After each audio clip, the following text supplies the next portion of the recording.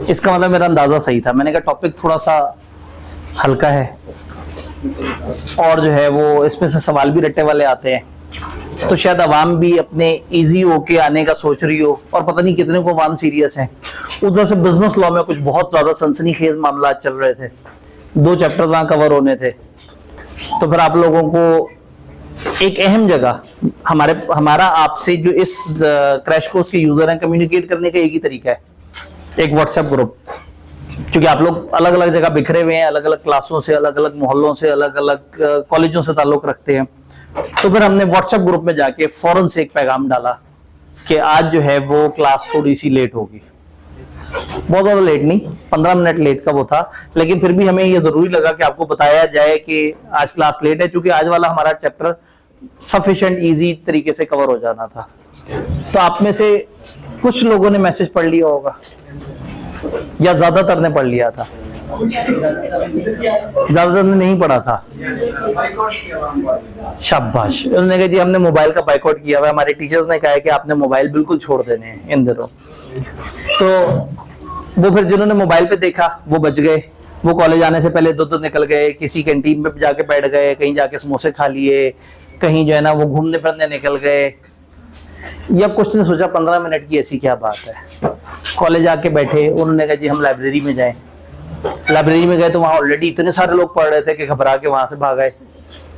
तो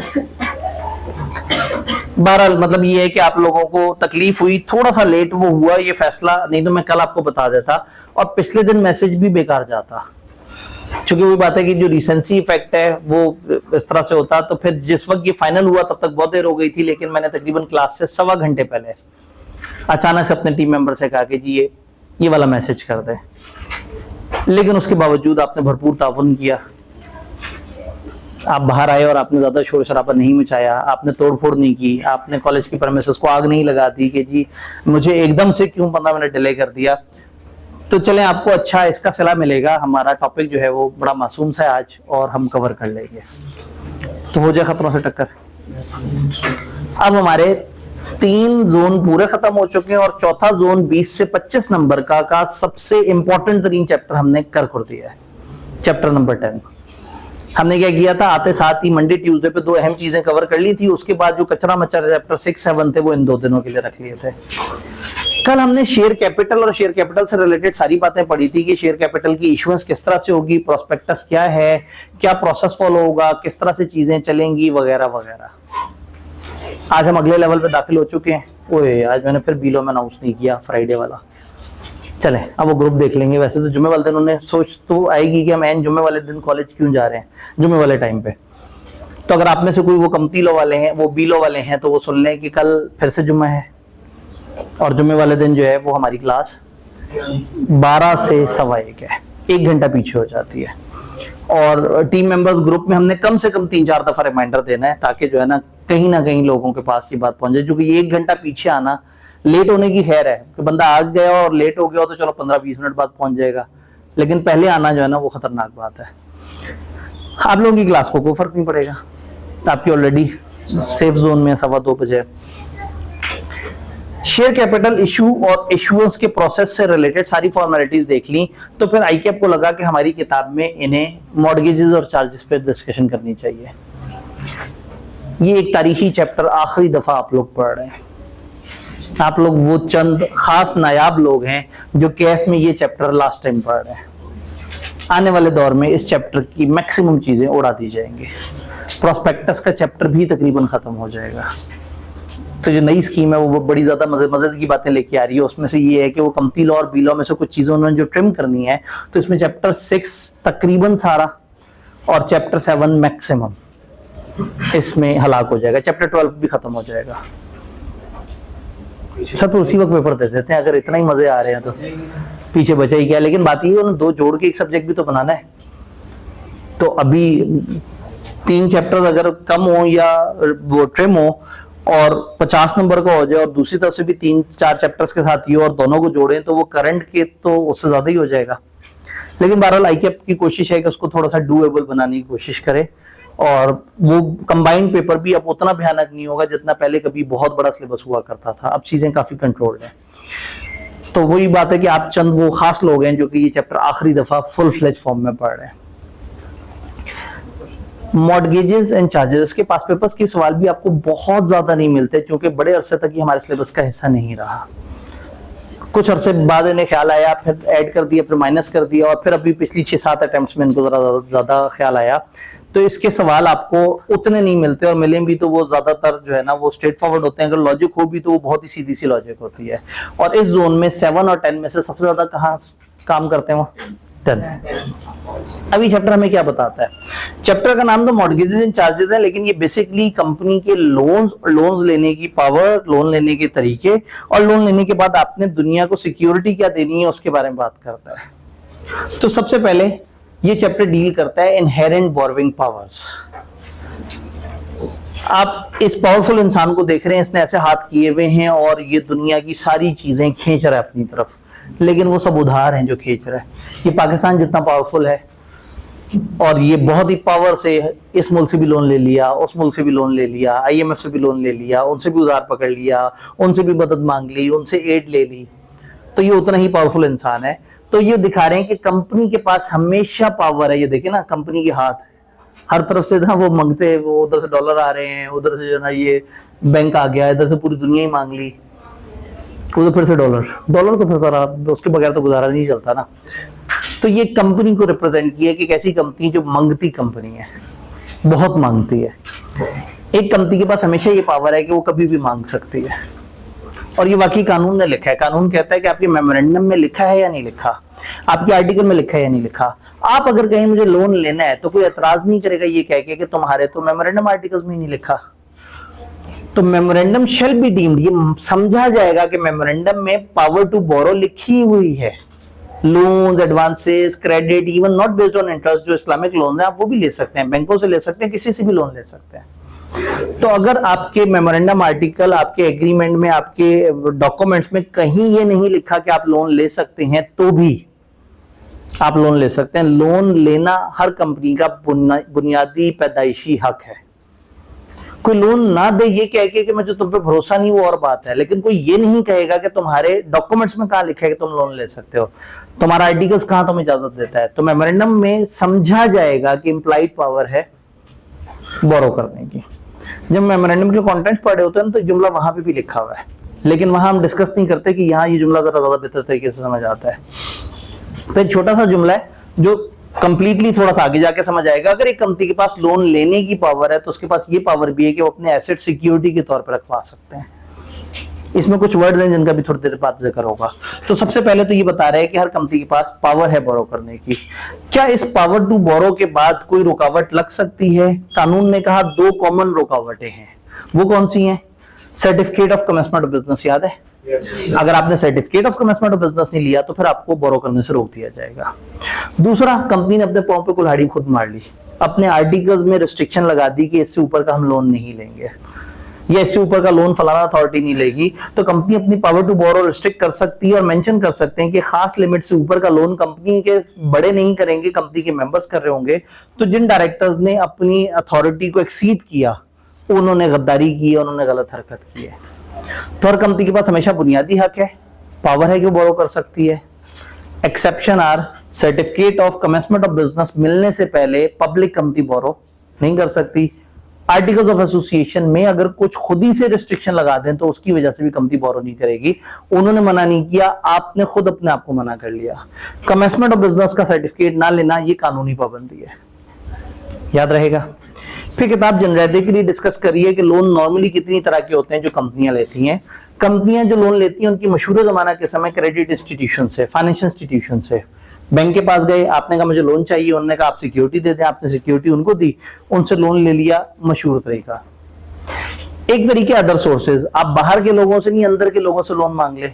आपके डायरेक्टर्स, आपके स्पॉन्सर्स, आपके मेजर शेयर होल्डर्स, आपके कंपनी के जो मेन करता धरते हैं, कंपनी पे बुरा टाइम आया, कंपनी ने कहा जी आप लोन दे दें, कुछ अर्से के लिए उन्होंने कंपनी में पैसा डाला, मसला हल हुआ और उसके बाद उन्होंने पैसा वापस ले लिया। तो अदर सोर्सेज में include sponsor, controlling share holder. ये फाइनेंसिंग नॉर्मली अनसिक्योर्ड होती है, इसमें कोई सिक्योरिटी वगैरह नहीं मांगी जाती। कंपनी के बड़े हैं, उन्हें पता होता है कि कंपनी को चलाने के लिए मुझे ये पैसा इंजेक्ट करना पड़ा है, तो वो पैसे जो डालते हैं उसके शेयर्स नहीं ले लेते, वो पैसा लोन के तौर पे अकाउंट होता है और बाद में उन्हें वापस मिल जाता है। तो आप बाहर से एक बैंक से लोन ले सकते हैं, एक बड़ा लोन, या आप अपनी कंपनी के बड़ों से पैसे ले सकते हैं। तीसरा तरीका, जनता से लोन ले सकते हैं, डिबेंचर्स। जिस तरह से जब आपको 15 करोड़ के प्रोजेक्ट की जरूरत पड़ी तो आप आम आवाम के पास गए और आपने प्रोस्पेक्टस इशू किया कि बड़ी तूफानी कंपनी है, आज जो इस कंपनी में इन्वेस्ट करो, फायदा ही फायदा है, बेनिफिट ही बेनिफिट है, तो वो बन जाता है हमारा शेयर्स का प्रोसेस थ्रू प्रोस्पेक्टस। लेकिन इसी प्रोस्पेक्टस की डेफिनेशन में लिखा था कि प्रोस्पेक्टस वो डॉक्यूमेंट है जिसके थ्रू लोगों को आप कह रहे हैं कि आओ हमारी सिक्योरिटीज खरीदो। शेयर नहीं बोला था। इसका मतलब है सिर्फ शेयर ही नहीं वो उसके थ्रू हो सकते हैं, प्रोस्पेक्टस के थ्रू रिडीमेबल शेयर्स भी हो सकते हैं, मुदारबा सर्टिफिकेट भी हो सकते हैं और डिबेंचर्स भी हो सकते हैं। अब डिबेंचर क्या है? शेयर की तरह दिखने वाली चीज। 10 रुपए का एक शेयर था, आपने कहा जी 10 रुपए का डिबेंचर है। आपने कहा जी हम 1.5 करोड़ डिबेंचर इशू कर रहे हैं 10-10 रुपए का, और हर डिबेंचर पे 10% इंटरेस्ट मिलेगा। तो एक बंदे के पास 5,000 भी पड़ा है ना, तो 5,000 से कंपनी को लोन दे सकता है। 5,000 देगा, 500 डिबेंचर खरीद लेगा और 500 डिबेंचर पे उसको हर साल एक खास लेवल पे इंटरेस्ट मिलना शुरू हो जाएगा। तो जिस तरह से शेयर होते हैं उस तरह से देयर इज अ कॉन्सेप्ट कि आप डिबेंचर इशू करके अवाम से पैसे ले सकते हैं। ये सिक्योर्ड भी हो सकते हैं, अनसिक्योर्ड भी हो सकते हैं। तो या किसी बैंक से बड़े पैसे ले लिए, या अपने बड़ों से पैसे ले लिए, या अवाम को प्रोस्पेक्टस इशू करके डिबेंचर दे दिए और लोगों से उसके पैसे ले लिए। कोई भी सिक्योरिटी जो कि एक डेट को एविडेंस कर रही है वो नॉर्मली क्या कहलाएगी? डिबेंचर। अब आप उसका जो मर्जी नाम रखें, टर्म फाइनेंस सर्टिफिकेट, बॉन्ड्स, जो भी कहें, एनीथिंग। लॉ जरा ज्यादा पढ़ा लिखा नहीं है अकाउंटिंग की तरह, तो लॉ कहता है भाई जो भी चीज आपने उधार की नीयत से ली है ना उसको हम क्या कहेंगे? Debenture. Public company debenture issue कर सकती है पब्लिक को, और ये प्राइवेटली भी चंद लोगों से लोन ले सकती है। डिबेंचर सिक्योर्ड भी हो सकते हैं, अनसिक्योर्ड भी। जी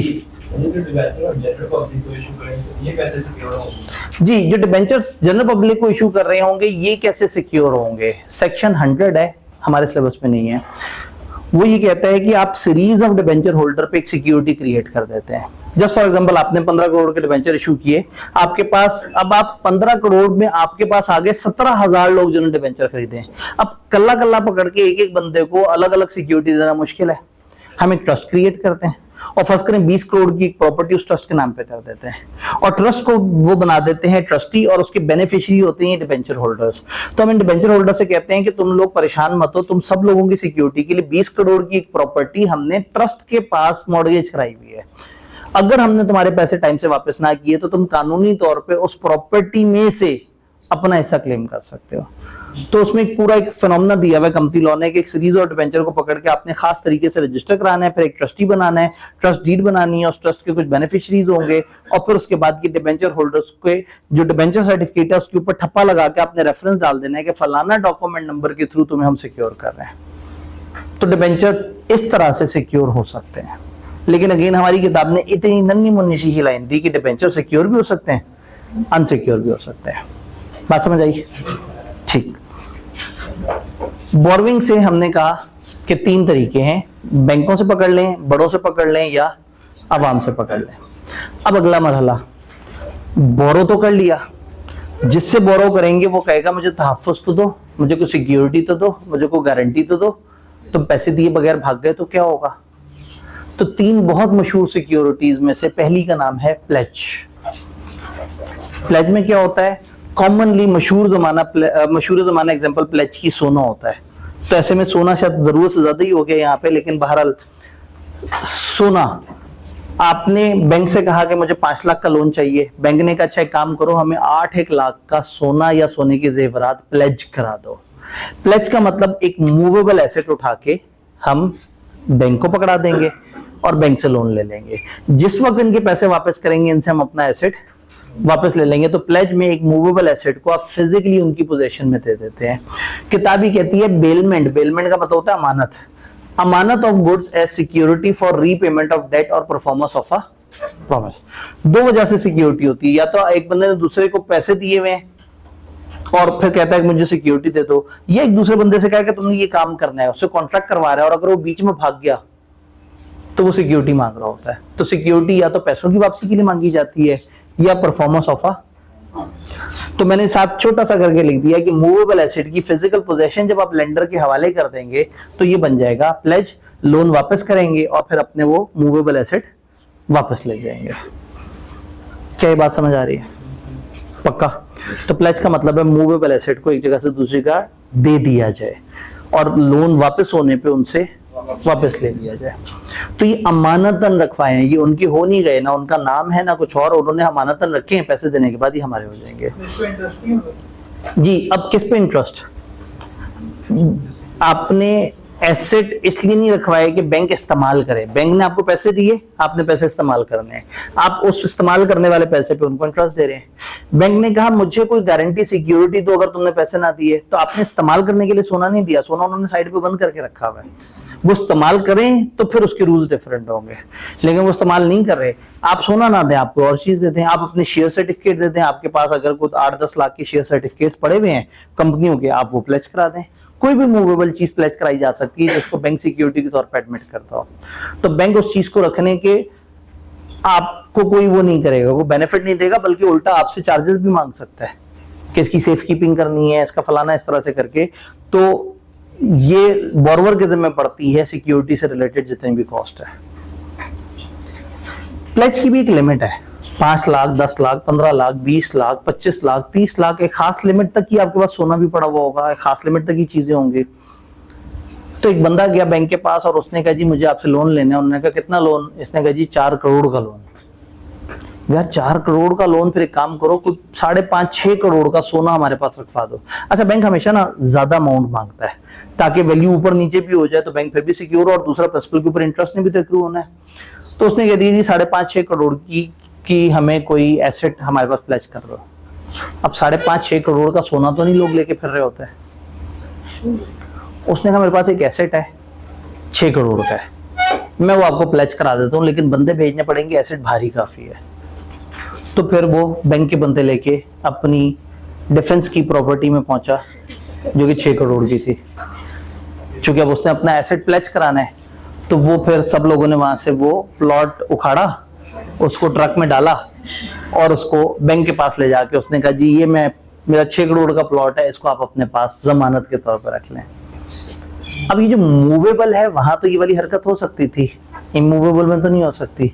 अब आप ये जमीन उन्हें देना चाह रहे हैं और जमीन वहां से उखाड़ के भी नहीं दे सकते, तो फिर आप क्या करेंगे? जमीन की ओनरशिप डॉक्यूमेंट, टाइटल डॉक्यूमेंट, आप बैंक के पास जाएंगे और बैंक से कहेंगे भाईजान जहन में रखो एक घर और ये सामने कागज, ये कागज इस घर का है, घर तो मैं उखाड़ के नहीं दे सकता, लेकिन घर का वो कागज जो मेरी ओनरशिप बता रहा है वो मैं तुम्हारे नाम पे कर सकता हूँ। तुमसे लोन ले रहा हूं मैं तुम्हारे साथ एक एग्रीमेंट कर लेता हूँ। पहले बंदा चालाक बनेगा, सियाना बनेगा, कहेगा जी मैं तुमसे लोन ले रहा हूँ, मैं कहाँ भागा जा रहा हूँ, कानून है ना, मैं इस एग्रीमेंट पे लिख देता हूँ अगर मैंने तुम्हारे पैसे पूरे ना दिए तो तुम आके मेरे घर पे कब्जा करके और उसको बेच सकते हो। बैंक ने कहा अगर आपको लग रहा है कि ये इतना ही इजी है तो आप तो फिर हवाई आदमी है, कल यहाँ है परसों कहीं और, हम तो एक फिक्स जगह पे बैठे हुए, बैंक का भागना मुश्किल है, यही ट्रांजैक्शन रिवर्स ऑर्डर में कर लेते हैं। आपने कहा ना भरोसा करें, हम भरोसा कर लेते हैं। आप एक काम करें, ये घर आज हमारे नाम पे ट्रांसफर कर दें और एग्रीमेंट में लिख देते हैं कि अगर आपने हमारे पैसे वापस कर दिए तो ये घर वापस आपको ट्रांसफर हो जाएगा। तो मॉर्गेज में क्या होता है? टाइटल डॉक्यूमेंट ट्रांसफर हो जाता है लेंडर को, और लेंडर फिर जो है वो उसको अपने पास रखता है टाइटल डॉक्यूमेंट को, उसकी ओनरशिप भी उसकी होती है, गवर्नमेंट के कागजों में भी ये ओनर होता है, और जब ये पैसे वापस अदा कर देगा तो फिर ये चीज ट्रांसफर बैक हो जाएगी। तो इसकी डेफिनेशन है एन इंटरेस्ट और लियन क्रिएटेड ऑन प्रॉपर्टी और एसेट्स ऑफ कंपनी और एनी ऑफ इट्स अंडरटेकिंग और बोथ हैज सिक्योरिटी। इतनी वेग डेफिनेशन है कंपनी लॉ की कि हमारी किताब बनाने वाले शर्मा गए, उन्होंने ये पढ़ के तो किसी को कुछ नहीं समझ आएगा। तो मैंने अपने तौर पे एक छोटा सा नोट डाल दिया, इमूवेबल एसेट में जब टाइटल को ट्रांसफर कर दें, और आईकेएफ की किताब ने एक खास काम किया, एक और लॉ देखा, ट्रांसफर प्रॉपर्टी एक्ट 1882, और वहां से एक अल्टरनेट डेफिनेशन भी किताब में कॉपी पेस्ट कर दी समझाने के लिए। आइडियली असूलन सिलेबस का ऑफिशियल हिस्सा नहीं है, लेकिन चूंकि आईकेएफ की किताब ने इसको एग्जाम्पल के अंदर नहीं डाला, मेन टेक्स्ट में डाला, तो खुदा ना खास्ता कभी भी अगर वो पूछना चाहें तो हम उन्हें मना नहीं कर सकते। तो इसके अल्फाज आसान है लेकिन ये बड़ी डेफिनेशन है। ट्रांसफर ऑफ एन इंटरेस्ट यानी कि हिस्सा ट्रांसफर कर देना स्पेसिफिक प्रॉपर्टी में for purpose of securing payment, किस चीज की? ऑफ मनी एडवांस और to be advance, an existing या फ्यूचर डेट या performance of an agreement. Which may give rise to pecuniary liability, financial liability. तो उन्होंने कहा जब भी एक बंदा अपने इमूवेबल का कुछ हिस्सा आपके पास ट्रांसफर करता है इसलिए कि उसने कुछ पैसे लिए हैं या लेने वाला है, या उसने कोई प्रॉमिस पूरा करना है, या इस तरह की ऑब्लिगेशन जिससे एक फाइनेंशियल लायबिलिटी आपके ऊपर आ जाती है, इसको हम कहते हैं मॉर्गेज। क्या ये बात समझ आई? तो मॉर्गेज की एक बड़ी डेफिनेशन और मॉर्गेज की एक छोटी डेफिनेशन है। छोटी समझ नहीं आती, बड़ी याद नहीं होती। तो अब इसका सॉल्यूशन आपने ही निकालना है। टू मी ये याद कर देना काफी है। अब इसके बाद वो अच्छी लगेगी।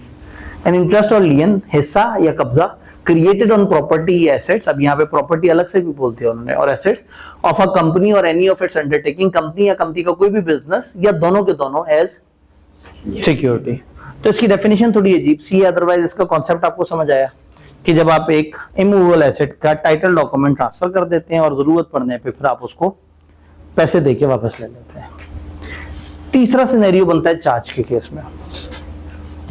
समटाइम एक बिजनेस कुछ एसेट्स को परमानेंटली यूज कर रहा होता है, वो उन एसेट्स को प्लेज भी नहीं करा सकता और उन एसेट्स को दूसरे के नाम पे भी नहीं कर सकता। वो चाहता है वो एसेट्स यूज भी करता रहे लेकिन उन एसेट्स की वर्थ दिखा के वो लोन ले ले। जैसे बेस्ट एग्जांपल होती है आपको समझाने के लिए जो सुपर स्टोर्स होते हैं, मेट्रो, हाइपरस्टार, बल्कि उसका तो नया नाम है हाइपरस्टार का, कारफोर। तो कारफोर, मेट्रो, अब यहाँ पे करोड़ों का माल पड़ा हुआ है।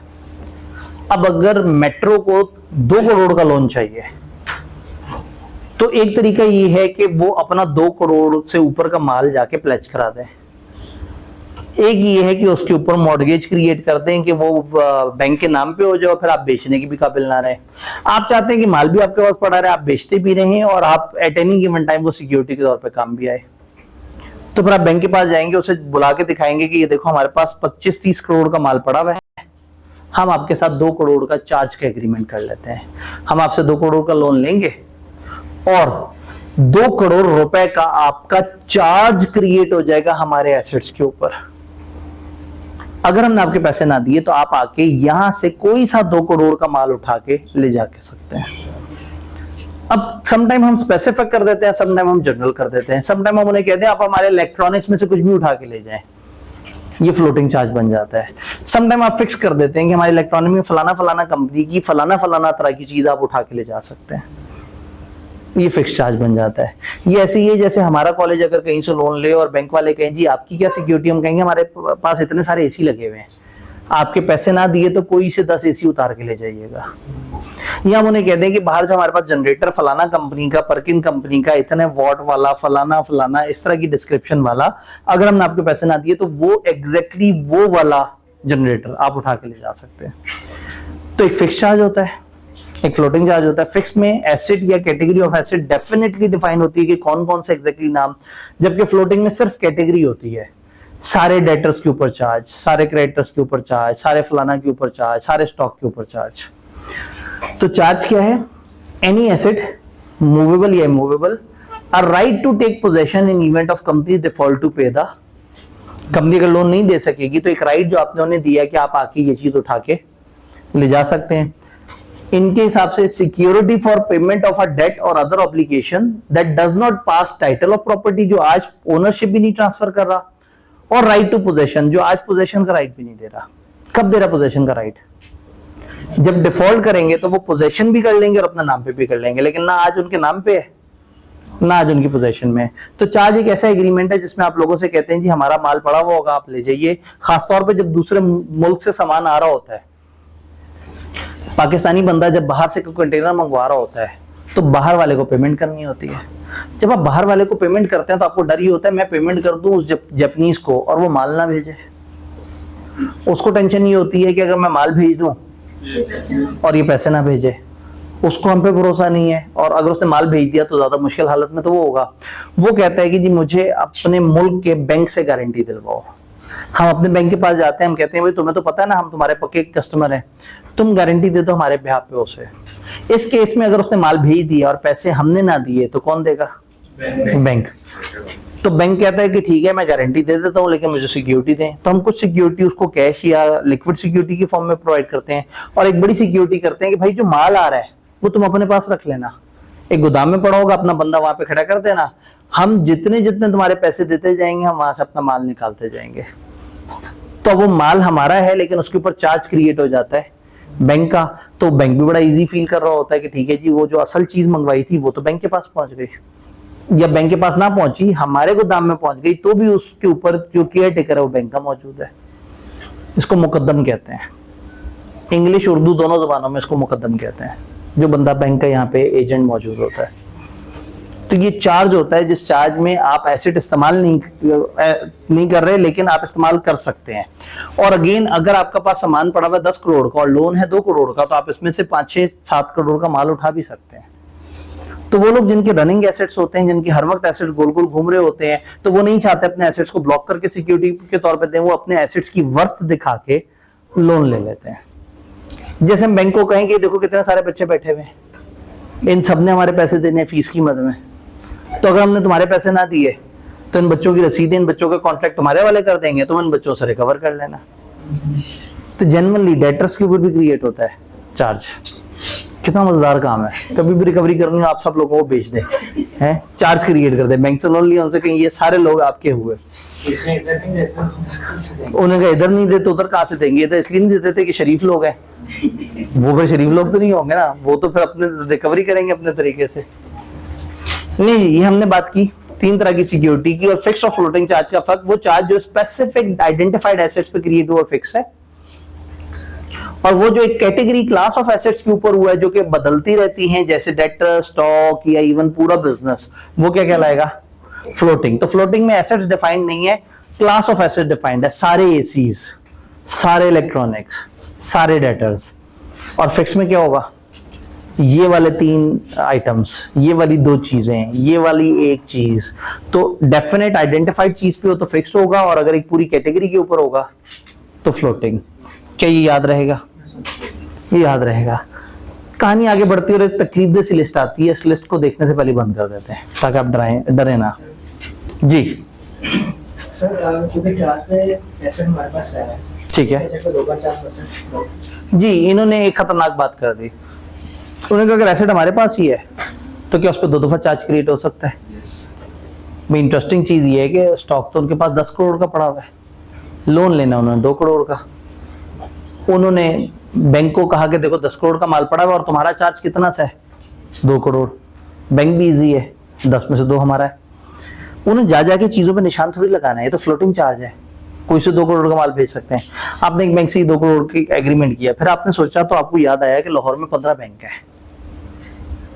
आप हर बैंक के पास गए, उनको देखो 10 करोड़ का माल पड़ा हुआ है और 2 करोड़ का उनसे लोन ले लिया, तो 10 करोड़ का माल दिखा के 30 करोड़ का लोन ले लिया और भाग गए। और वो बैंक वाले वहां पहुंचे उस दिन अपना अपना रिकवर करने के लिए, तो पता लगा कि इतने सारे लोगों को वही एसेट्स दोबारा से वो हुए थे। प्लेज में ये खौफ नहीं होता, क्यों, फिजिकली उनके पास होता है, ये खौफ चार्ज में होता है, तो फिर मॉर्गेज में भी होता है। पटवारियों के साथ मिलकर 2 नंबरी कर ली। अब पटवारी वो नहीं होते जो आपके जहन में, पटवारी जो जमीनों के डॉक्यूमेंट्स वगैरह को वो करते हैं, वो पटवारी कहलाते हैं। तो ऐसे में अगर एक बंदे ने साजबाज कर ली और एक जमीन के कई तरह के ओरिजिनल डॉक्यूमेंट्स वो कर दिए और कहीं ना कहीं जो अथॉरिटीज के बंदे उनको भी साथ मिला लिया, तो शायद वो एक ही जमीन दिखा के 6 लोगों से लोन ले लें। तो प्लेज सेफ होता है, लेकिन मॉर्गेज और चार्ज खतरनाक होते हैं। तो फिर लॉ को लगा कि ये जो मॉर्गेजेस एंड चार्जेस हैं, भाई का बिल्कुल कंसर्न सही है, तो अब इसकी सेफ्टी होनी चाहिए। इसकी सेफ्टी के लिए गवर्नमेंट ने कुछ सेक्शंस दिए, तो मॉर्गेजेस या चार्जेस बशमूल थोड़े से कुछ ना कुछ प्लेजेस को सिक्योर करने के लिए गवर्नमेंट ने एक पूरा फ्रेमवर्क दिया है। इस चैप्टर का नाम क्या है, मॉर्गेजेस एंड चार्जेस। तो प्लेज का हमने जिक्र तो किया है और हम थोड़ा बहुत उसको और भी जिक्र करते हैं, लेकिन mainly we are more concerned about जो टेंशन वाली चीज है, और वो क्या है, मॉर्गेज एंड चार्जेस। इस चैप्टर को अगर हम 2 हिस्सों में डिवाइड करें तो पहला हिस्सा बताता है लोन की किस्में और लोन लेते हुए जो सिक्योरिटी है वो क्या है, जिसके ऊपर हमने डिस्कशन खत्म कर ली। अब एक दूसरा पोर्शन शुरू हो जाएगा जो इस लोन के ऊपर दी गई सिक्योरिटी के तहफ्फुज की बात करेगा। बात समझ आ रही है? थोड़ी सी देर अगर आप मुझे सुन लेंगे और ये बात आपको समझ आ जाएगी तो किताब में लिखी हुई चीज आपके लिए बहुत ईजी हो जाएगी। होता ये कि एक रजिस्ट्रार होता है, जिस तरह से हमारा एक रजिस्ट्रार होता है ना जो हर इंफॉर्मेशन लेता है, इस तरह से मॉर्गेज एंड चार्जेस का गवर्नमेंट ने एक रजिस्ट्रार मुख्तस कर दिया, उसका नाम है रजिस्ट्रार मॉर्गेज एंड चार्जेस। वो एक सेंट्रल डेटाबेस है और कंपनियों को पाबंद कर दिया कि आपने जब जब भी कोई भी मॉर्गेज या चार्ज क्रिएट करना है आपने ये वाले रजिस्ट्रार को जरूर बताना है। अब अगर हम एक लोन लेने गए और हमने उनको दिखाया कि ये देखें जी हमारी डिफेंस की ये प्रॉपर्टी है और इस प्रॉपर्टी के अगेंस्ट हम आपसे 4 करोड़ का लोन ले रहे हैं, तो बैंक कहेगा अच्छा ठीक है, एक काम करो, इस सिक्योरिटी को रजिस्ट्रार के पास रजिस्टर कराओ। हम जाएंगे रजिस्ट्रार के पास, उसको कहेंगे, रजिस्ट्रार अपने रिकॉर्ड में रख लेगा कि डिफेंस के फलाना फेज के फलाना ब्लॉक के अंदर फलाना घर नंबर ये है जो कि खासतौर पे मॉर्गेज किया गया है इस बैंक की फेवर में। अब अगर मैं किसी और बैंक के पास जाके कहूंगा लोन चाहिए, तो वो भी मुझे कहेगा काम करो ये मॉर्गेज चार्ज रजिस्टर कराओ। अच्छा, ये बैंक मुझे क्यों कह रहा है? क्योंकि लॉ ने उसे डरा दिया। लॉ ने कह दिया कि अगर एक मॉर्गेज या चार्ज रजिस्टर ना हुआ तो तुम उसको क्लेम नहीं कर सकोगे। अगर मॉर्गेज चार्ज रजिस्टर नहीं हुआ और अचानक से वाइंडिंग अप शुरू हो जाए और बैंक आके कहे ये जमीन तो मेरी है, तो लिक्विडेटर कहेगा कैसे साबित करो। वो एग्रीमेंट दिखाएगा, वो कहेगा इस एग्रीमेंट को हम नहीं मानते। मॉर्गेजेस चार्जेस के रजिस्ट्रार के पास रजिस्टर हुआ था, वो कहेंगे जी वहां तो नहीं रजिस्टर हुआ था, तो कहेंगे बस फिर तुम साइड पे जाके बैठ जाओ, मिल गए तो ठीक है, ना मिले तो अल्लाह शुक्र। तो क्रेडिटर को डरा दिया है लॉ ने। लॉ ने कह दिया कि क्रेडिटर पे लाजमी है कि वो इसको इंश्योर करे कि मॉर्गेज चार्ज रजिस्टर हुआ है, क्योंकि नहीं होगा तो वो इसको लिक्विडेटर के अगेंस्ट साबित नहीं कर सकेगा आगे जाके। जिम्मेदारी किसकी है रजिस्टर कराना? कंपनी की। क्रेडिटर को तो डरा दिया, लेकिन असल जिम्मेदारी किसकी है? तो पहले वो कंपनी को कहेगा कि रजिस्टर कराओ। अगर उसे लगेगा कंपनी ने रजिस्टर कराई तो लॉ कहता है क्रेडिटर खुद भी रजिस्टर करा सकता है और उसका जो खर्चा पानी है वो कंपनी से लेगा। बी लॉ में एक बड़ा मजे का रूल हम पढ़ते हैं, इंटरेस्टेड पर्सन जब पेमेंट करता है, एक ऐसी पेमेंट जिसके होने में किसी का इंटरेस्ट है, तो वो पेमेंट करने के बाद दूसरे से रिकवर करता है। तो यहाँ पे क्रेडिटर वो इंटरेस्टेड पर्सन है जिसका इस मॉर्गेज के रजिस्टर होने से ताल्लुक है, तो वो जाएगा उससे रजिस्टर कर लेगा। अच्छा, मैं ये नहीं कह रहा कि लोन रीपेबल नहीं है, यानी दो अलग अलग बातें हैं। नंबर 1, क्रेडिटर ने कंपनी को लोन दिया है और कंपनी ने उसको पैसे देने हैं। नंबर 2, उस बोरवर ने सिक्योरिटी दी है और वो सिक्योरिटी पे इसका हक है। तो अगर उसने मॉर्गेज चार्ज रजिस्टर ना कराया तो सिक्योरिटी को बेचने का हक खो देगा, लेकिन वो ये हक नहीं खोएगा कि उसने लोन नहीं लेना। लोन तो उसने वापस लेना, वो तो उसका कानूनी हक है, लेकिन वो जो जमीन आराम से बेचने का हक था वो चला जाएगा। तो बंदा, कंपनी खुद भी कर सकती है और क्रेडिटर भी कर सकता है। तो at any given time company जब भी कोई मॉर्गेज या चार्ज क्रिएट करेगी तो कंपनी के लिए लाजमी है कि उसको रजिस्टर करे। कितने दिनों में? 30 डेज में। यहाँ पे 30 डेज आपको जगह जगह नजर आ रहे होंगे, चाहे पाकिस्तान के अंदर का मॉर्गेज है या पाकिस्तान से बाहर का मॉर्गेज चार्ज है। आपने एक और कंपनी से खरीदी जमीन, उस पर ऑलरेडी मॉर्गेज चार्ज क्रिएट हुआ है, तो अब आपने 30 दिन के अंदर रजिस्ट्रार के पास वो वाली चीज रजिस्टर करवानी है या अपने नाम पे ट्रांसफर करवा लेना है। किसी इंडिविजुअल से जमीन खरीदी, उसकी जिम्मे नहीं थी कंपनी लॉ की रजिस्ट्रेशन, आपके जिम्मे है, आपने उसको रजिस्टर कराना है। पाकिस्तान में मॉर्गेज क्रिएट हुआ है तो भी रजिस्टर कराना है, पाकिस्तान से बाहर क्रिएट हुआ है तो भी रजिस्टर करवाना है। भाई एक कंपनी ने कहा जी मैं तो सिंगापुर की प्रॉपर्टी लूंगी इसमें सिक्योरिटी के तौर पे, बैंक ने कहा कि हम आपको लोन तब देंगे जब आप अपनी सिंगापुर की प्रॉपर्टी को मॉर्गेज क्रिएट करवाएं। अब सिंगापुर की प्रॉपर्टी कहां पड़ी है? सिंगापुर में। अब अगला सवाल ये होगा कि क्या उस मुल्क की प्रॉपर्टी अगर मॉर्गेज हो तो क्या उस मुल्क की भी कोई रिक्वायरमेंट है रजिस्टर कराने की? अगर है तो वहां पे भी कराना पड़ेगा भी, यहां तो कराना ही कराना है। अगर तो सिर्फ प्रॉपर्टी बाहर है और एग्रीमेंट पाकिस्तान में हुआ है तो एग्रीमेंट के 30 दिन में आप रजिस्टर करा दें। लेकिन अगर एग्रीमेंट भी मुल्क से बाहर हुआ है, मॉर्गेज चार्ज क्रिएट ही मुल्क से बाहर हुआ है, तो फिर उसके डॉक्यूमेंट्स पाकिस्तान पहुंचेंगे और जितने दिनों में उसके डॉक्यूमेंट्स पाकिस्तान पहुंच सकते हैं उस नॉर्मल दिनों का इंतजार करके 30 दिन का टाइम शुरू हो जाएगा। भाई सिंगापुर से अगर एक नॉर्मल खत पाकिस्तान आने में 10 दिन लेता है, तो जिस दिन एग्रीमेंट क्रिएट हुआ है हम कंसिडर करेंगे कि वो 10 दिन में पाकिस्तान पहुंच सकता है, से आगे 30 दिन की गिनती शुरू हो जाएगी। तब 40 दिन की डेडलाइन हो जाएगी, वो भले 5 दिन में रजिस्टर करा दे, वो भले 25 दिन में रजिस्टर कराए। क्लियर? तो मुल्क से बाहर या इस तरह से। अब फर्ज करें हम पेमेंट कर दें, अब रजिस्ट्रार मॉर्गेज एंड चार्जेस के पास हमारा रिकॉर्ड है, सिर्फ हमारा नहीं है, पूरे पाकिस्तान की सारी कंपनियों ने जितने भी लोन लिए हुए हैं सबका रिकॉर्ड है।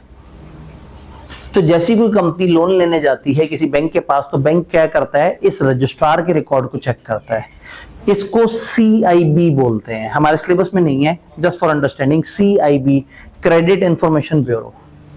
ये पूरे पाकिस्तान का एक बैंकिंग सिस्टम का निजाम है जो आपस में सिंक हुआ हुआ है।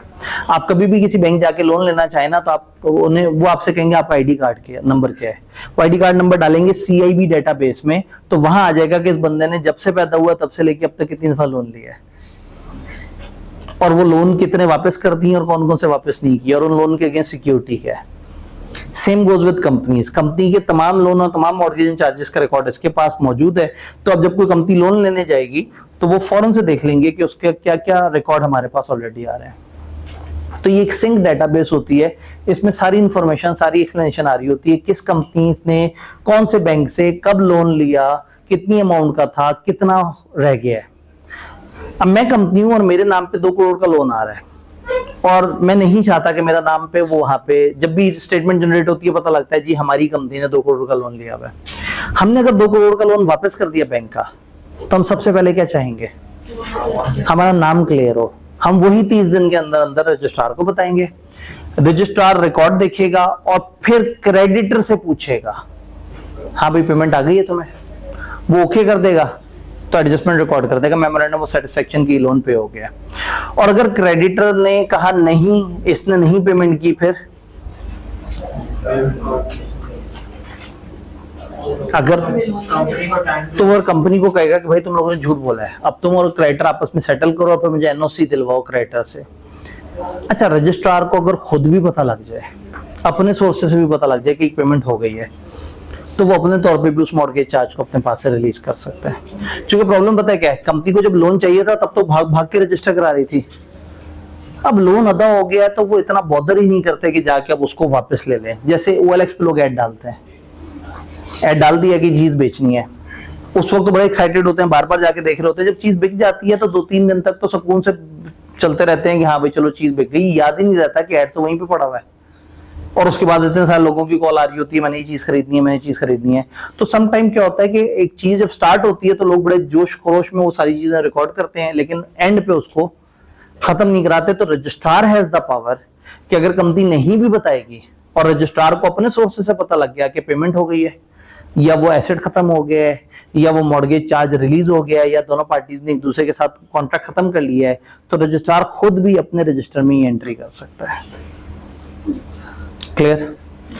अगर मॉडिफिकेशन हुई, किसी भी मॉर्गेज चार्ज के डॉक्यूमेंट में कोई मॉडिफिकेशन हुई, तो भी मॉडिफिकेशन के 30 डेज के अंदर अंदर, तो आप ये देखें क्रिएट होने के 30 डेज के अंदर, क्रेडिटर ने भी 30 डेज, प्रॉपर्टी परचेज होने के 30 डेज के अंदर, मुल्क से बाहर की प्रॉपर्टी पाकिस्तान में मॉर्गेज क्रिएट होने के 30 दिन, बाहर के डॉक्यूमेंट पाकिस्तान पहुंच सकने के 30 दिन, पेमेंट के 30 दिन, मॉडिफिकेशन के 30 दिन। तो ये 30 दिन ध्यान में रखने हैं।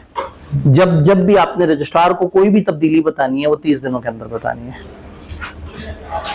तो वो उस मॉडिफिकेशन को अपने पास रिकॉर्ड कर लेगा। फर्ज करें ये 30 दिन वाला मंत्र आपसे भूल गया, पेमेंट के वक्त भूल गया, किसी और टाइम पे भूल गया, मॉडिफिकेशन में भूल गया, तो लॉ ये कहता है कि अब आप जाएंगे रोते हुए SCCP के पास, उनसे कहेंगे मुझे रेक्टिफिकेशन कर दें, तस्हीह कर दें, गलती हो गई हमसे। SCCP अलाउ कर देगा कि तुम लोगों ने किया गलत है, लेकिन मैं इजाजत देता हूं कि तुम लोग अब लेट भी रजिस्टर करा सकते हो। फिर आप रजिस्ट्रार को बताएंगे कि SCCP ने हमें इजाजत दे दी है, और अब इस दफा 30 नहीं, बहुत कम दिनों के अंदर अंदर आपने उसको रजिस्टर करा देना होगा रजिस्ट्रार के पास। इस फिनोमेना को कहते हैं रेक्टिफिकेशन। एक होता है मॉडिफिकेशन और एक होता है रेक्टिफिकेशन। मॉडिफिकेशन का मतलब है मेरे मॉर्गेज के डॉक्यूमेंट में कोई चेंज आ रही है, तो उसको 30 डेज में रजिस्टर कराना है। और रेक्टिफिकेशन का मतलब है मैं SCCP के पास गया कि आप इजाजत दिलवाएं, आप इजाजत दे दें, फिर मैं रजिस्ट्रार के पास जाके रजिस्टर करूं, क्योंकि लेट हो गया है। वो कहेंगे अगर लेट हो गया तो लेट रजिस्ट्रेशन से जो पीछे जो भी प्लस माइनस है, जो भी उस प्रॉपर्टी का मालिक बना, जो भी उस प्रॉपर्टी के साथ हुआ, वो फिर हमारी जिम्मेदारी नहीं है। रजिस्ट्रेशन के बाद से हम जिम्मेदारी लेंगे, पीछे जो गड़बड़ है वो तुम्हारे खाते है। डन? किताब से थोड़ा सा पूछते हैं।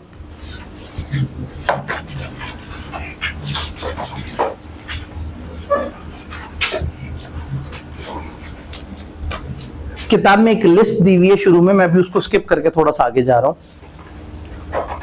It is duty of company to get the particular charge register with registrar within 30 days, और एसआर एक सर्टिफिकेट ऑफ रजिस्ट्रेशन दे देगा, अपनी ऑफिशियल सील लगा देगा कि हाँ भाई ये सब ओके हो गया है। ये प्रोविजन रजिस्ट्रेशन की shall apply to company acquiring any property subject to charge. अगर एक कंपनी को ऐसी प्रॉपर्टी खरीद रही है जिस पर ऑलरेडी मॉर्गेज चार्ज है तो भी उस ये कंपनी पे एप्लीकेबल है। इवन कोई इंटरेस्टेड पर्सन जैसे कि लेंडर भी रजिस्टर कर सकता है 30 डेज के अंदर अंदर, और वो रिइंबर्समेंट लेगा कंपनी से जो उसने पैसे खर्चे हैं। हर बंदा जो कंपनी की कोई भी प्रॉपर्टी खरीद रहा है, कोई भी एसेट खरीद रहा है, ये एज्यूम किया जाएगा कि उसे पता है कि इस पे मॉर्गेज या चार्ज है या नहीं। तो कोई भी प्रॉपर्टी कंपनी की जब ली जाएगी तो ये डॉक्ट्राइन ऑफ कंस्ट्रक्टिव नोटिस होगा। इसको डॉक्ट्राइन ऑफ कैविएट एम्प्टर भी बोलते हैं, इसको let the buyer be aware भी बोलते हैं, इसको मुश्तरी होशियार बाश भी बोलते हैं। बायर आंखें खुली रखेगा, let the buyer be aware. Doctrine of constructive notice, ये प्रिज्यूम किया जाता है कि बायर ने चीज खरीदारी करने से पहले हर तरह से तहकीक कर ली है।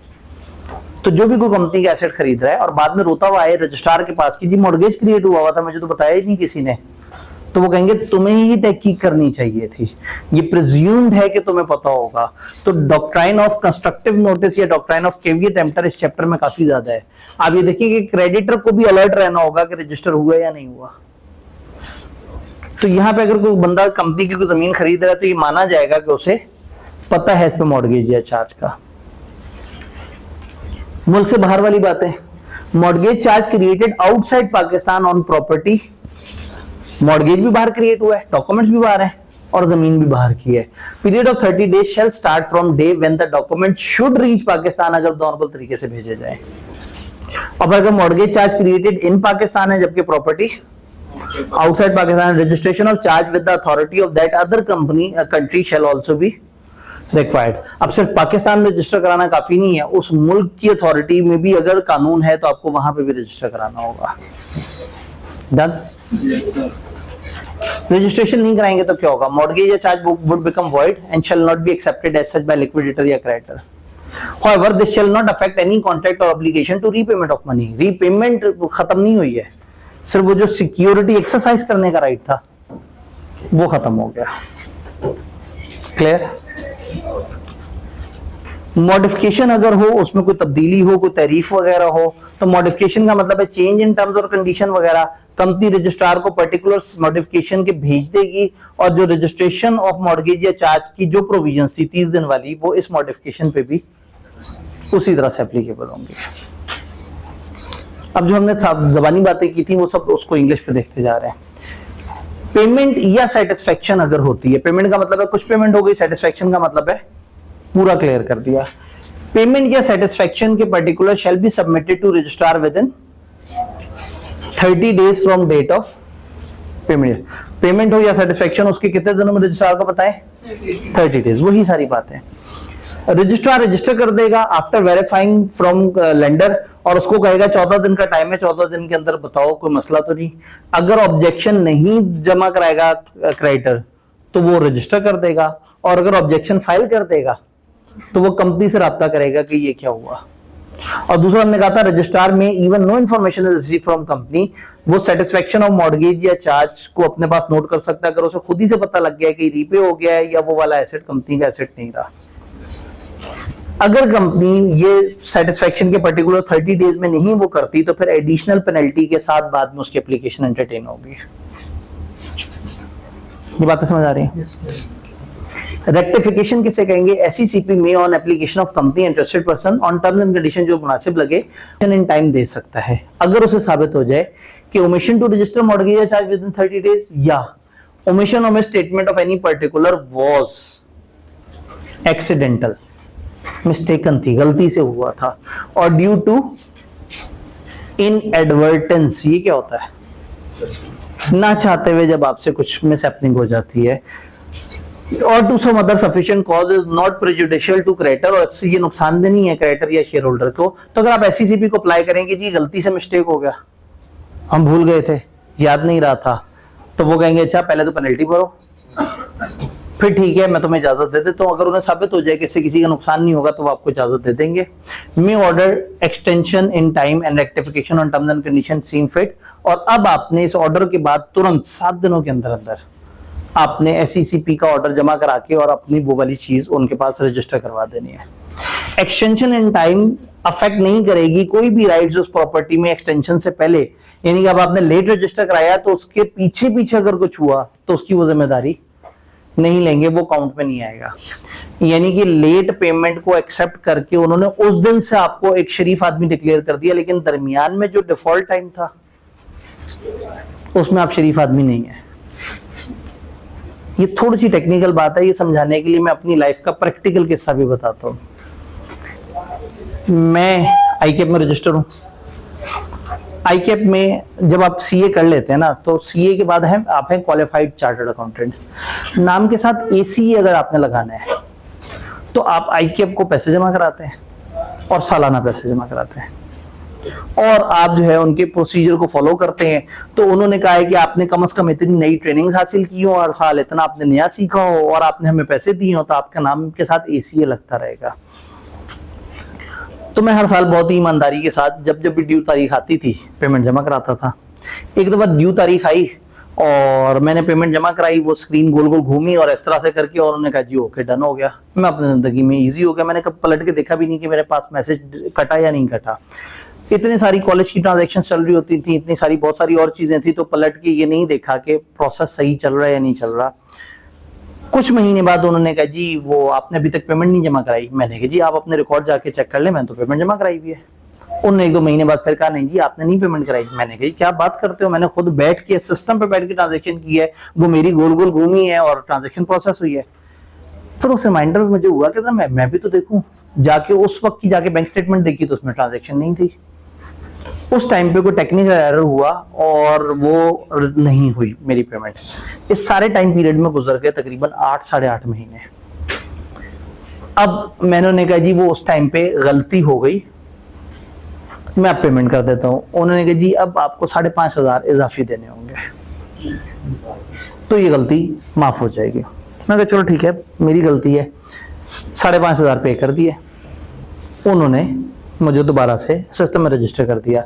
फिर मैंने जब अपने वेबसाइट पे जाके अपने अकाउंट को देखा तो उन्होंने दिखाया कि आप इस ईयर से लेके इस ईयर तक चार्टर्ड अकाउंटेंट हैं।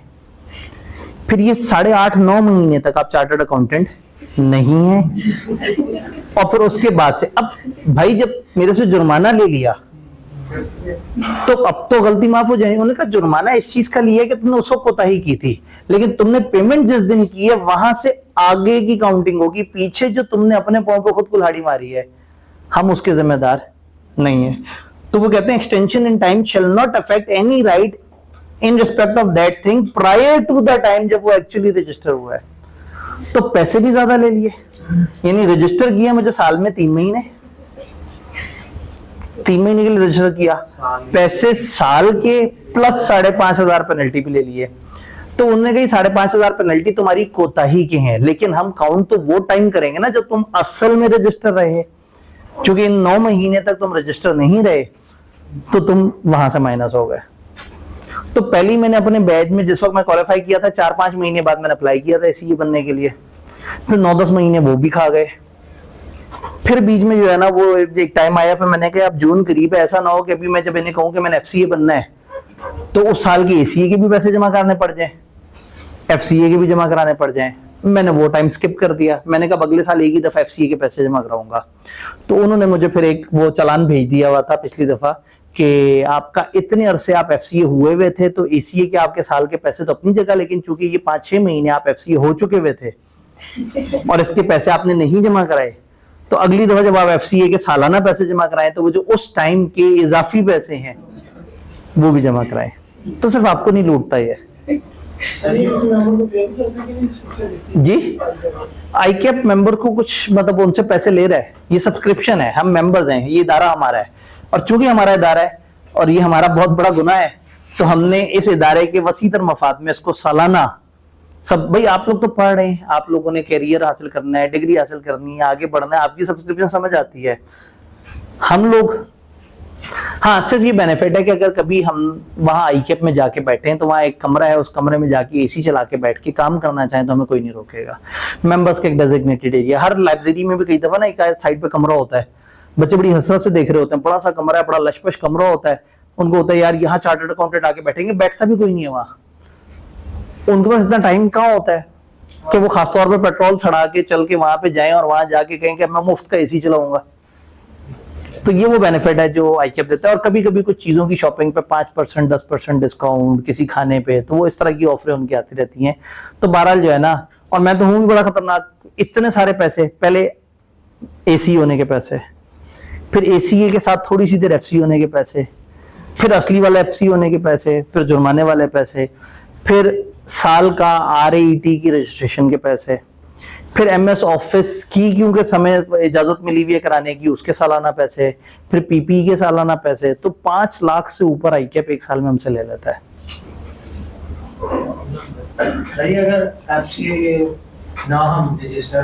अगर हम रजिस्टर ना हो एज मेंबर तो सिर्फ कानूनी तौर पे वर्ड एसीएफसी आप नहीं लिख सकते। काम कर सकते हैं, लेकिन काम कौन से करेंगे? जो फर्म आप रजिस्टर कराएंगे या फर्म का काम पकड़ेंगे तो you should be a practicing member of ICAP. और प्रैक्टिसिंग मेंबर वो होता है जो शरीफ मेंबर है, यानी कि सारे ड्यूज क्लियर, प्लस जिसने फर्म बनानी है वो फर्म को भी रजिस्टर कराना होता है, उसकी भी सालाना पैसे देने होते हैं। फिर फर्म में अगर ट्रेनी रखनी है तो ट्रेनी को रजिस्टर करने का जो राइट है उसकी भी सालाना पैसे। तो बहुत सारे लोग जो जॉब शुरू कर देते हैं कई दफा पलट के सब्सक्रिप्शन देना छोड़ देते हैं, लेकिन फिर वो कानूनी तौर पे क्लेम नहीं कर सकते कि वो एक एसोसिएट मेंबर या fellow member of chartered accountancy. और उतने बड़ी एज में होके ना लोग एथिकल हो जाते हैं, जो प्रोफेशनल्स होते हैं ना वो फिर कहते हैं नहीं यार ठीक है, हक बनता है कि इनको सालाना पैसे दिए जाएं। ये उनसे पूछे, मेरे से थोड़ी पूछना बनता है। भाई सर जवाद रात खाने में क्या खाते हैं मुझे तो नहीं पता। सर जवाद अपने बच्चे की स्कूल की फीस भरते हैं या नहीं भरते मुझे तो नहीं पता। तो सर जवाद का एक पर्सनल ऑब्लिगेशन है, तो उसमें मेरा कहां से ताल्लुक आ गया? ये तो आप उधर पूछे ना, जो रेलेवेंट बनता है उससे रेलेवेंट। हाँ, आप कॉलेज से रिलेटेड उनका कोई मामला पूछेंगे और जो आपको बताने वाला होगा मैं जरूर बता दूंगा कि वो कॉलेज में कब से कब तक पढ़ाते हैं, वो कब अवेलेबल होते हैं, उनकी क्लासें कब शुरू होती हैं, कब खत्म होती हैं। तो हमारे बंदे की पर्सनल गारंटी तो नहीं ले सकते। तो पता नहीं देते हो, पता नहीं ना देते हो, मतलब ये ऐसे पर्सनल नोयत का सवाल अच्छा नहीं लगता कि बंदा, मैंने कभी वाकई नहीं पूछा कि अच्छा आप पैसे भी देते हैं या नहीं देते। मुझे लगता है कि नहीं देते होंगे। हाँ, मुझे ऐसा लगता है कि वो नहीं देते होंगे, मतलब जिस लेवल के उनके इख्तलाफात हैं।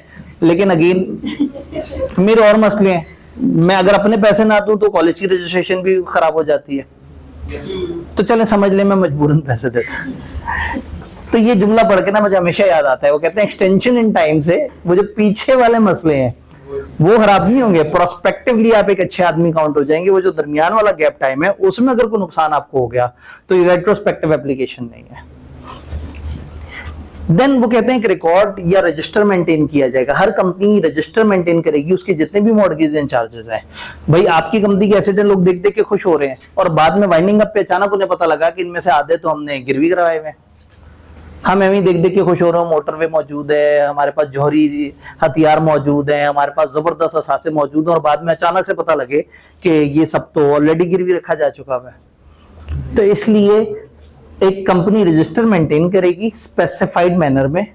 ये रजिस्टर ओपन टू इंस्पेक्शन होगा, कोई भी मेंबर या क्रेडिटर देखना चाहे बगैर पैसों के, बाकी कोई इंसान देखना चाहे तो पैसे देगा।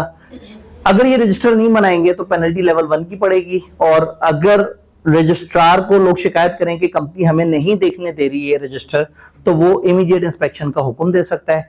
हर कंपनी ने जो भी इंस्ट्रूमेंट है मॉर्गेज या चार्ज के क्रिएट करने की, उसकी कॉपी हमेशा अपना रजिस्टर ऑफिस पर रखनी है कि कोई भी उससे देखना चाहे तो वो देख सके। काश इतना ही होता चैप्टर और कहानी खत्म हो जाती। पता नहीं क्यों अचानक से उनके दिल में आया कि बताएं कि कौन कौन से एसेट्स पे मॉर्गेज या चार्ज क्रिएट हो तो वो रजिस्टर कराना जरूरी है। तो एक छोटी सी क्यूट सी list, following mortgages and charges including थोड़े से pledges must be registered with। हालांकि एक प्यारा सा जुमला लिख सकते थे, all the type of mortgages and charges register कराने होता है। बट कानून ने एक्सप्रेसली एक लिस्ट दी और इस लिस्ट के बाद कोई एसेट बचता ही नहीं है जो इस लिस्ट में ना आ रहा हो। तो कानून सहूलत वाला हो सकता है, लेकिन बहरहाल उनको को बहुत ज्यादा मूड नहीं था आपको कंफर्टेबल वो करने का। तो एक लिस्ट है, कौन से एनी मूवेबल प्रॉपर्टी, जब भी आपकी किसी भी इनमूवेबल प्रॉपर्टी पे जहां मर्जी सिचुएटेड हो, पाकिस्तान में बाहर से हो, पूरी हो या थोड़ा सा हिस्सा हो, आपने लाजमी उसका मॉर्गेज या चार्ज रजिस्टर कराना है। यानी यहां हम एक लिस्ट ऑफ थिंग्स पढ़ेंगे कि अगर इन पे मॉर्गेज चार्ज क्रिएट होगा तो उसको रजिस्टर कराना वाजिब है। For purpose of securing any issue of debenture, जब भी डिबेंचर को इशू करते हुए आप सिक्योर करेंगे तो वो जो भी डॉक्यूमेंट होगा उसको लाजमी रजिस्टर कराना होगा। बुक डेट्स, डेटर्स, अगर डेटर्स पे क्रिएट करेंगे रजिस्टर कराना होगा। अंडरटेकिंग, बिजनेस या asset of company including stock and trade, company का बिजनेस या कंपनी की inventory. Ship, aircraft, share in ship और एयरक्राफ्ट, अगर पूरा एयरक्राफ्ट आपका सामान लेके आ रहा है और उस पर आपने चार्ज क्रिएट किया है तो पूरा एयरक्राफ्ट आपने उसका चार्ज रजिस्टर कराना होगा। अगर पूरी एक शिप है जिसपे सिर्फ आपका सामान है तो आप पूरी शिप को रजिस्टर कराएंगे, या एनी पार्ट ऑफ इट, तो हवा से आने वाला सामान, समंदर से आने वाला सामान, इमूवेबल हर तरह का सामान, डिबेंचर्स के लिए जो जो दिया वो, बुक डेट्स पे क्रिएट किया वो, इंटेंजिबल, गुडविल या कोई भी इस तरह की इंटेलेक्चुअल प्रॉपर्टी उस पे चार्ज क्रिएट हुआ वो रजिस्टर कराना है। मूवेबल प्रॉपर्टी, इमूवेबल भी कवर हो गए, मूवेबल भी कवर हो गए, समंदर वाले भी कवर हो गए, हवा वाले कवर भी हो गए, डेटर्स भी कवर हो गए, पड़ा हुआ स्टॉक भी कवर हो गया, इंटेंजिबल्स भी कवर हो गए। उन्हें लगा कुछ और बातें भी इसमें ऐड करें। वो जो इंस्ट्रूमेंट रिडीमेबल कैपिटल की नेचर के होते हैं, जो काबिल वापसी होते हैं कि कागज दिखाओ और पैसे मिले, वो भी तो एसेट है, उस पे क्रिएट किया तो उसको भी। Lease agreement, conditional sale agreement, lease financing, hire purchase, sale lease back, इनमें से किसी भी किस्म का कोई भी मामला होगा तो जब भी ये मामला होगा आपने इसको रजिस्टर कराना होगा रजिस्ट्रार मॉर्गेजेस इन चार्जेस के पास। क्लियर? लेकिन नेगोशिएबल इंस्ट्रूमेंट इसमें काउंट नहीं होगा। पाकिस्तान में कॉमन फिनोमेना है कि एक बंदे ने अगर दूसरे के पैसे देने हैं तो वो सिक्योरिटी के तौर पे चेक लिख के दे देता है। तो लॉ ये कहता है कि if a negotiable instrument has been given to secure payment of any debt, deposit of instrument shall not be treated as mortgage और चार्ज ऑन दोज डेट्स। तो जो नेगोशिएबल इंस्ट्रूमेंट दे दिया जाएगा उसको हम इस चैप्टर के अंदर काउंट नहीं करेंगे, हम उसको सिक्योरिटी कानूनी तौर पे काउंट नहीं करेंगे। कानूनी तौर पे सिक्योरिटी हम इन चीजों को काउंट करेंगे। तो ये एक लिस्ट है जिसको क्रैम करना थोड़ा सा जरूरी है। डन? तो ये था हमारा चैप्टर 7। भाई कुछ कहना चाहते हैं? करवाने के बाद बैंक में पैसे देगा जी। अब बैंक भी बड़ा सियाना है। पहले ये रूल होता था कि अगर आपने कोई एग्रीमेंट क्रिएट किया है तो एक लोन का एग्रीमेंट है वो अलग है और सिक्योरिटी का एग्रीमेंट अलग है। अब आज का बैंक बड़ा सियाना है, वो कहता है भाई पहले मॉर्गेज चार्ज रजिस्टर करवा के दो, बाद में मेरे से पैसे लो। तो वो चाहे तो पहले पैसे दे दे, लेकिन वो भी सेफगार्ड करता है अपने आप को और वो पहले कहता है कि रजिस्टर हो जाए फिर मैं पैसे दूंगा। अगर पहले पैसे दे दे रजिस्टर ना करवाएं जी, अगर वो पैसे दे दें और हम रजिस्टर ना कराएं तो उसके पास तो मौका है, वो जाके रजिस्टर करा देगा। अगर 30 दिन गुजर गए वो रेक्टिफिकेशन की एप्लीकेशन दे देगा और उसकी भी जो इजाफी खर्चे हैं वो किसको पड़ेंगे? कंपनी को। नहीं तो वो उसके अकाउंट्स में डाल देगा कि इतना आपने लोन के साथ इतना और इजाफी भी देना है। अब इसमें आइडियली क्रैम करने वाली क्या चीज है? सबसे तकलीफदेह चीज क्रैम करने वाली यही मेन चीज है जिसको क्रैम करना है। दूसरा ज्यादा से ज्यादा ये है कि वो जो रिस्ट्रिक्शंस थी एम्प्लॉयड पावर पे, वो जो दो तरह की रिस्ट्रिक्शन थी, कमेंसमेंट ऑफ बिजनेस और वो जो हम अपने पास खुद से वो कर देते हैं, तो वो अदरवाइज इसमें एक प्रोसीजर है। इस चैप्टर में सबसे अहम प्रोसीजर बेसिकली रजिस्ट्रेशन वाला है, वो जो 30 दिन वाली कहानी है। तो लॉजिकल हिसाब से वो रजिस्ट्रेशन का प्रोसेस इंपॉर्टेंट है और क्रैमिंग के सवाल से ये लिस्ट सबसे इंपॉर्टेंट है, क्योंकि कभी भी उन्हें तकलीफ देनी है और उन्हें पता है कि बच्चों ने नहीं रट्टा मारा हुआ होगा तो वो ये लिस्ट पूछ के आपको तकलीफ दे सकते हैं। उन्होंने 2-3 दफा ये लिस्ट पूछी भी है। सवाल इसके बहुत ज्यादा नहीं है और ज्यादातर सवाल इसके बिल्कुल क्रैमिंग बेस्ड आ रहे होते हैं। ज्यादा से ज्यादा वो एक लॉजिक ये देंगे कि कंपनी थी उसका मॉर्गेज चार्ज रजिस्टर होना था वो भूल गए, अब बताओ वो क्या करें, तो फिर वो रेक्टिफिकेशन का प्रोसेस हम वहां पे बता देंगे। फिर वो प्रोसेस आई कि आपने 2-3 दफा पूछा है कि जिसमें आपने क्रेडिटर को पेमेंट कर दी लेकिन आपने उसकी रजिस्ट्रेशन नहीं करवाई। डन? तो इंशाल्लाह ताला मिलते हैं, अपना ख्याल रखिएगा।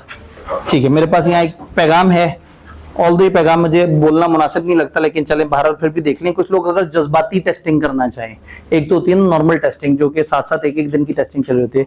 कुछ बच्चे कहते हैं सर अब आखिरी महीना आ गया, हमने हैवी वाले टेस्ट देने हैं तो कॉलेज की ना एक अलग रैपिड टेस्टिंग होती है जो कि बड़े नॉमिनल से ड्यूज होते हैं 500 के करीब। उसमें 2 हाफ बुक इम्तिहान होते हैं और एक फुल बुक का इम्तिहान होता है, यानी कि वो 3 हफ्ते, एक हफ्ते के फासले से होती है हाफ सिलेबस, एक हफ्ते बाद मजीद हाफ सिलेबस और उसके एक हफ्ते बाद फुल फ्लेज मॉक। तो वो कॉलेज का एक एक्टिविटी है, तो उन्होंने कहा था जी पैगाम देते हैं। ऑल्दो चूंकि हम लोग तो यहाँ एक फ्री एक्टिविटी कर रहे हैं तो इसमें ये कहना जरा मुनासिब नहीं होगा। तो अगर आपकी ये डेली टेस्टिंग से अगर आपकी असेसमेंट सही हो रही है तो आपको जरूरत नहीं है। लेकिन अगर आप कहेंगे नहीं ये तो छोटे छोटे टेस्ट होते थे, हम इकट्ठे 3-3 घंटे वाले इम्तिहान दें जिससे हमारी आईक्यू वाली प्रैक्टिस हो, तो वो एक अलग टेस्टिंग चल रही है, उसके 500 नॉमिनल ड्यूज हैं, वो कहलाती है रैपिड टेस्टिंग। तो बस ये पैगाम मुझे देने का कहा गया था तो मैंने कहा मैं पैगाम दे दूं। ठीक है जी।